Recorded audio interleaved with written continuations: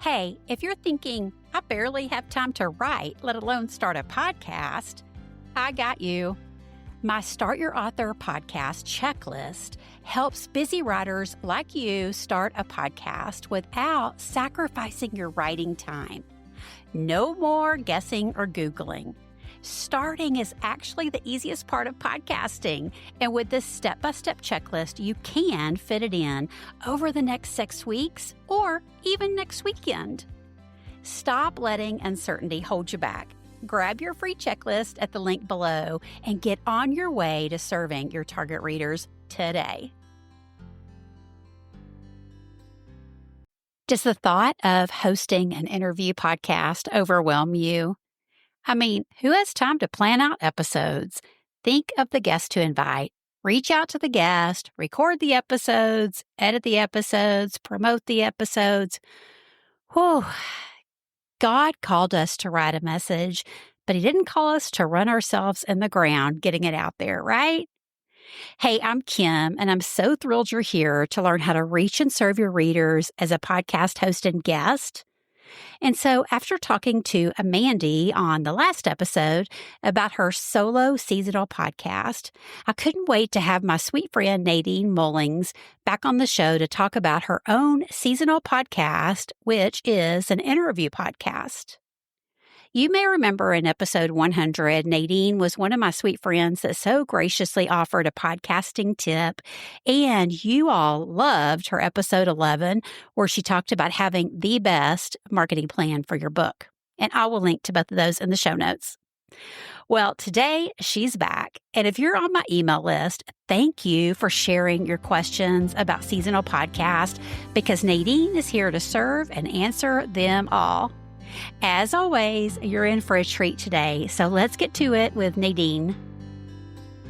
Hey, Nadine, welcome back to Book Marketing Mania. I'm so glad you're here to serve my listeners.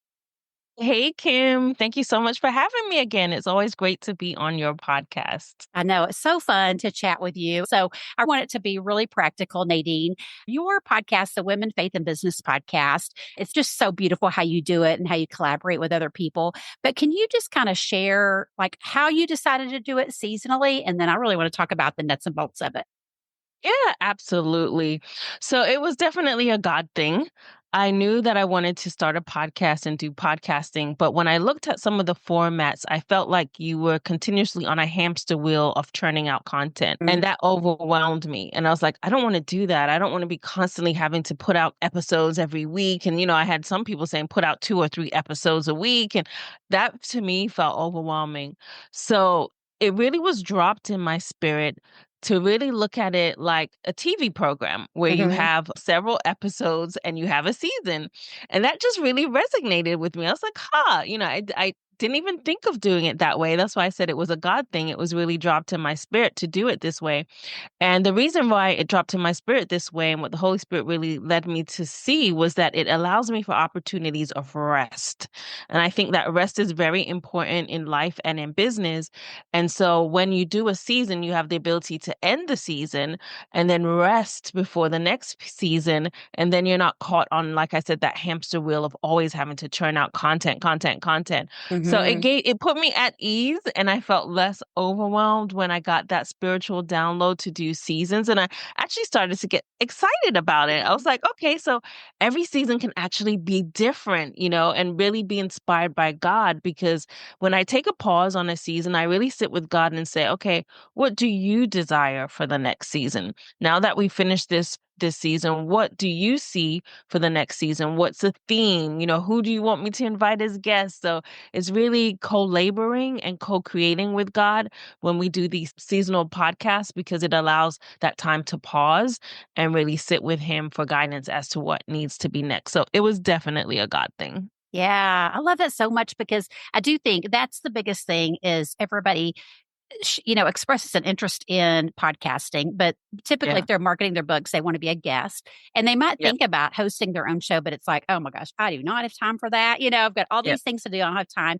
Or, maybe they have time, but they don't want to spend it podcasting. They don't want to spend it marketing, right? They have other things they want to do and travel and, Yep. do all kinds of things with their families. So talk us through how you go about scheduling this. Like when you think seasonally, Nadine, is that often I see with seasonal podcasts, there is like a mission for the show, but it's breaking up episodes, and calling it a season, which it is. Yep. But I Yep. love that you've taken it a step further and there is a mission for each season. So it's not Mhm. like you're just taking a break and getting back on the grind, taking a break, getting Yep. back on the grind. Like there's a whole purpose to the whole Yep. season. So walk us Mhm. through that a little bit about how you make those decisions and how long your seasons are. Share all of it with us.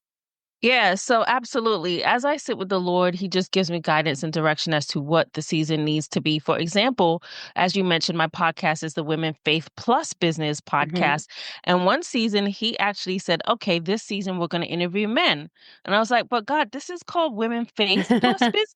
Why am I going to do an entire season interviewing men of faith? Hmm. And so it turned out to be a really great season because it was a good way to see perspectives. Like whether you're a man or a woman, you still go through the same trials, tribulations. You still, are guided in similar ways. So Hmm. it really was, I wouldn't say eye opening, but it was a great opportunity to showcase men and their platforms.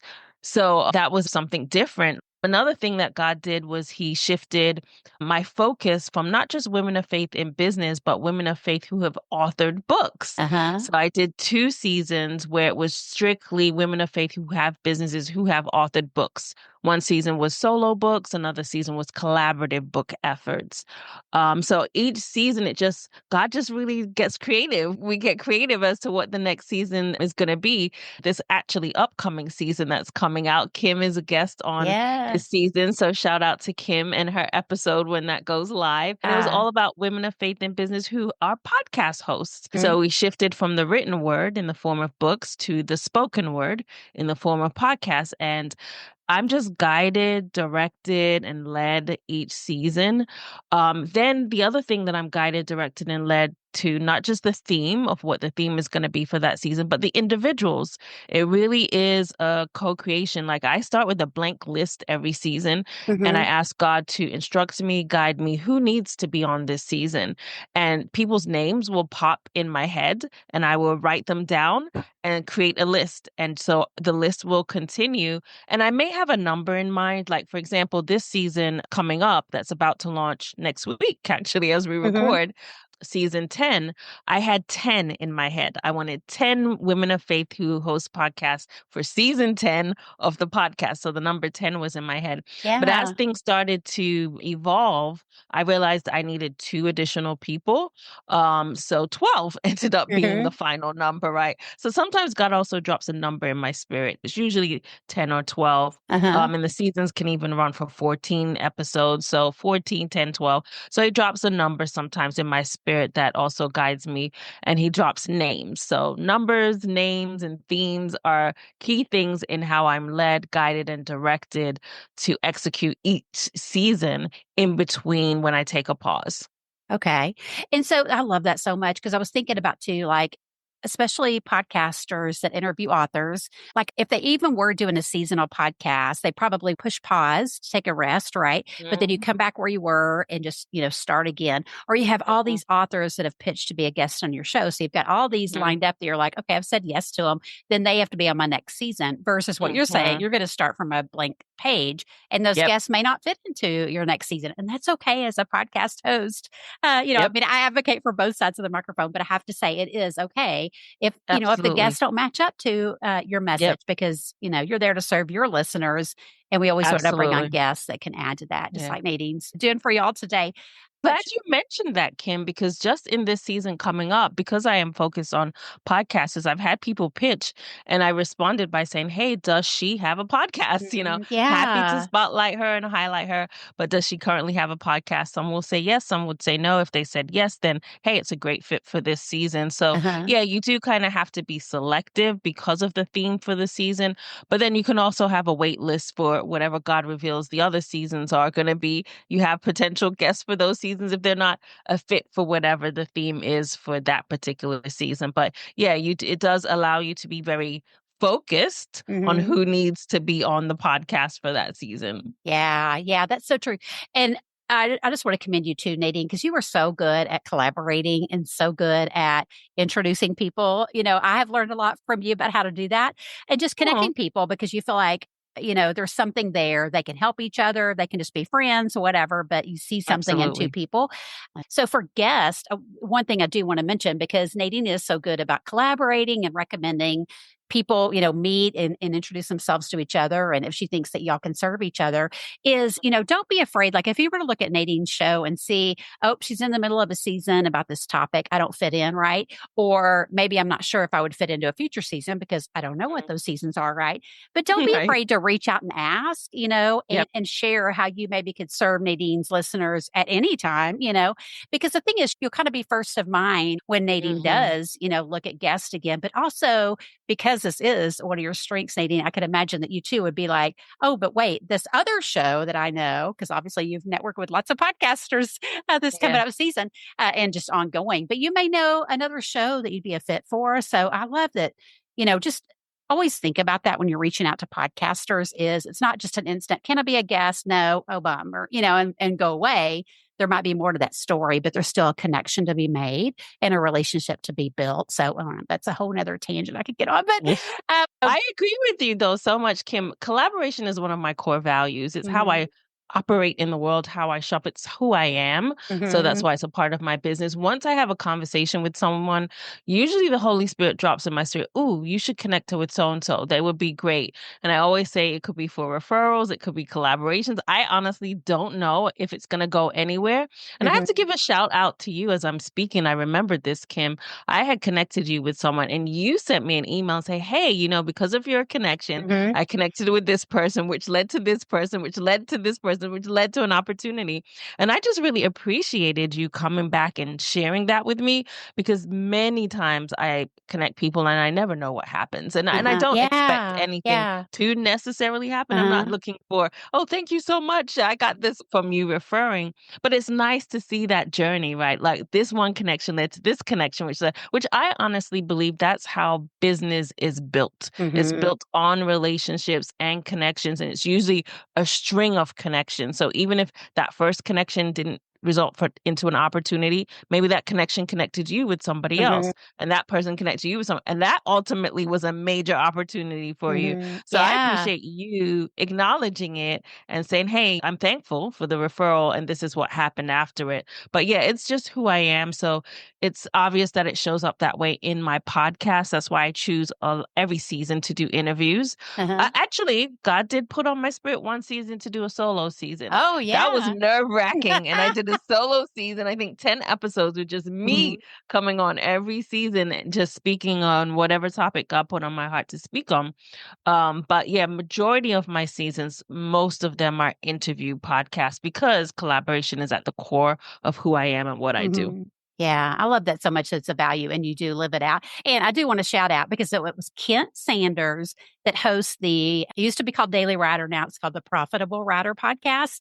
And that's where it led to me. And it's probably led further than that through Kent. But yeah, so Nadine, you introduced me to someone. We connected and hit it off. And then that person introduced me to someone. I think there was like 3 or 4 people before I got to introduced to Kent. And it wasn't on my radar. It was just that each person saw, something and was like, hey, I'd love to connect you with this person. And it was just this domino effect. And somebody then connected me to Kent and we got on a call just to get to know each other. And then he invited me on his podcast.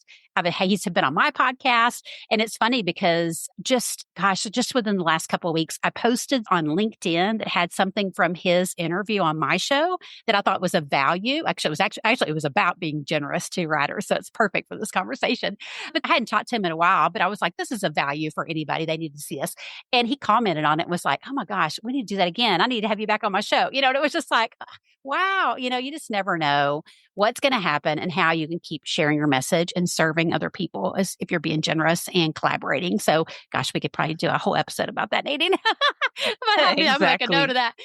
Okay, so yeah, but I'm going to circle back to what you said about a solo series because I love that, right? With podcasting, it can be solo, it can be Yep. interviews. You're not ever married to one format and have to stick to it. And the one thing Yep. I do love, and I have said this before, and I probably need to say it again on my podcast, but I do love when, even if you have decided to do an interview show, if you have your voice be heard in those interviews and outside of them. And that's what I love about what you do on your series, Nadine, is you always kick it off with a solo episode, right? And kind of introduce the series, what the theme is, who we're going to hear from. And then you wrap it up at the end too, just letting us know this was what the season was all about in case we missed something. And I've had that happen to me. You'll mention somebody and I'm like, oh, wait, I don't know that I heard that. Or maybe I need to hear it a second time because obviously there was something in that message for me today that you shared. So I love that too, how you kind of bookend it with solo Yeah. episodes. Thank you for noticing that. It's definitely something, again, I'm very spirit led. So Uh-huh. everything's like, okay, this is an idea from God. Cause I really felt like, hey, if we're taking a pause and we're coming back, we need to kind of like reconnect with people, right? That's Uh-huh. I don't want to say downside of seasons, but because they're not hearing you every week and there is a Uh-huh. time where they're not hearing from you, you want to re engage them, right? So, how Mm-hmm. do you re engage them? And the way the Holy Spirit really made me feel I needed to re engage is that very first episode. Just remind them about the podcast, let them know about what the season is going to be. Even sometimes I talk about what the prior season was like, last season we Mm-hmm. talked about such and such. So it really helps get them back into the flow after a pause, because for me, a pause could be 4 weeks, it could be Mm-hmm. 8 weeks, it could be a minute before they heard from me. So that's why I feel that intro beginning of every season with just me, and it's usually a short episode, like Mm-hmm. 15 minutes most of the time. 15, I don't even think it goes as long as 20 minutes. And Yeah. it is an introduction to what to expect, right? What to expect this season. Now I've been gone for a minute. What's this season all about? What has God dropped in my spirit this season? And a glimpse into some of the guests, like, oh, we're going Mm-hmm. to be talking about this topic and that topic, not giving away too much because I do want them to listen to the episodes. So I thought that was key because I have a seasonal podcast, in starting it off with that intro episode one being an intro every time. And then I like that you also said I bookend it, Mm-hmm. because the recap is so important, because, it's weekly, it comes out whenever I have a Mm-hmm. season. So every week a podcast episode is dropping, and we know that, you can miss something. So Mm-hmm. having that ending recap one is so important. And to be honest, Kim, when I look back at the stats, some of the highest stats are my recap episodes. So it's the episodes what I've Wow. been saying, this is what, was Mm-hmm. in season 8 or season 9. And we talked about, I think I say 7 lessons learned in season 7, 8 lessons Mm-hmm. learned in season 8. I always keep it with the number. Yeah. And those recaps are some of my biggest numbers, I think, because people just want to hear, what was the whole Uh-huh. season about? And then maybe if there's something I highlighted, and I try to highlight episodes too, like, oh, Kim and I talked about XYZ on episode Uh-huh. 4. So then they can go back to the exact episode when I do the recaps.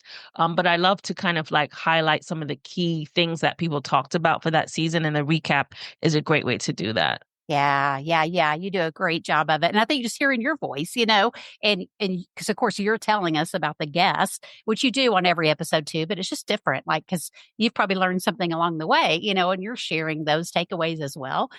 So you did touch on something that I did want to ask you about. So being that a lot of listeners, of the show are writers and authors, and like I think the seasonal podcast is attracting, right? Because of the time, if we don't have enough time to podcast, but we can do it in this amount of time.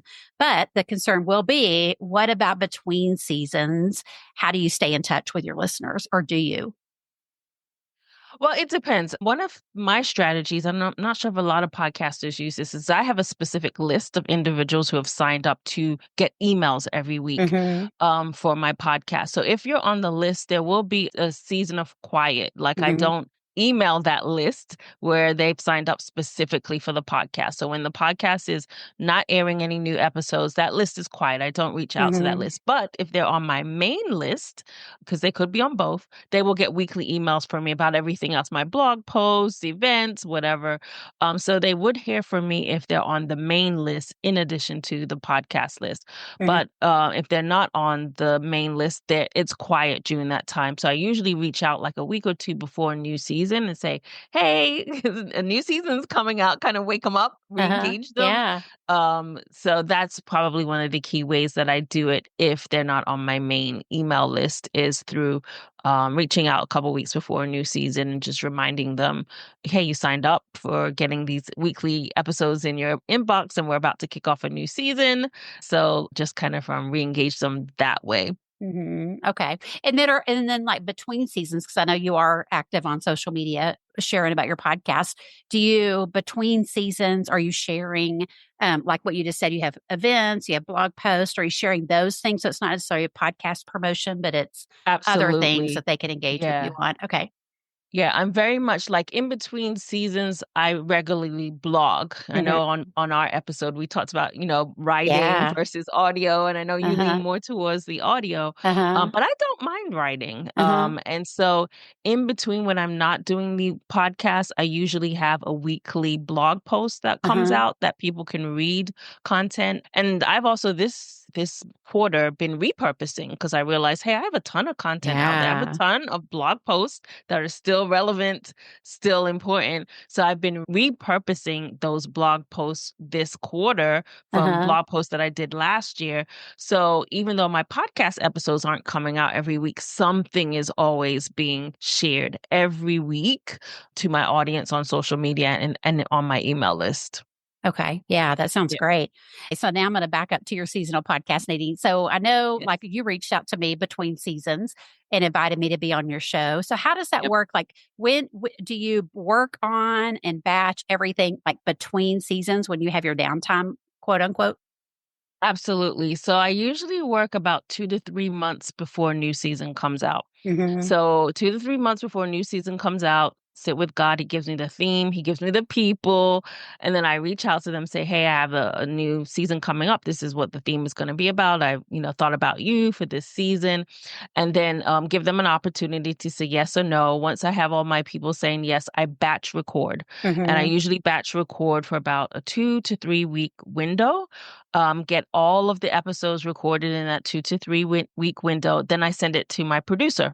Mm-hmm. I give my producer usually about 3 to 4 weeks to do the entire season. So what she does is she puts the intro and the outro music because I don't want my time, energy, and effort into Mm-hmm. the production piece of it. So Yeah. I made a conscious decision, even though I learned like how to do the things like Uh-huh. editing, I said that's not my lane. I Uh-huh. can't spend my time doing this. So I partnered up with a producer. I work with Carol J. Dunlop of CSI Corporation. So shout out to her. She's been with me Yeah. since season one. And I give her all the raw files, so all the audio, and I do video for my podcast too. So I just send her folders of the audios and the videos. And what she does is she puts the intros, the outros, the commercials. She does any editing. Episode needs edit, things need Uh-huh. editing out. She does the images for the season. So episode image too, because I customize each episode image. She does all the images. So she does all of that for me within that 2 to 3 week window after I've recorded. So Uh-huh. then she gives it back to me. And now I have all the final pieces, the images, the audios, the videos. And now once I have that, I just leak it out usually for a quarter for the Uh-huh. next 3 months because it's enough recordings for 3 months for a quarter. So then I leak it out over the next 12 weeks. So that's kind of how the process always goes. And it usually is around 3 months before the new season comes out that I start. I start with the list. I think about the theme with God. I reach out to the people. I do the batch recording. I send it to my producer. She sends it back to me. That's about a 3 month process. And then the next season is launched. Yeah, and then you don't have to think about it for the 3 months it's airing. I mean, you can Exactly. schedule all your because I love that again that you've also batched the production of it, which Yep. I think that would is really helpful if you are outsourcing financially, is it's Yep. makes so much more sense to do it in one batch because you might get a better price Yep. for it, and it'll be Yep. done, and it won't feel like, "Oh, I've got this monthly drain on my budget." Exactly. So I like that too, that's an aspect we don't always think about.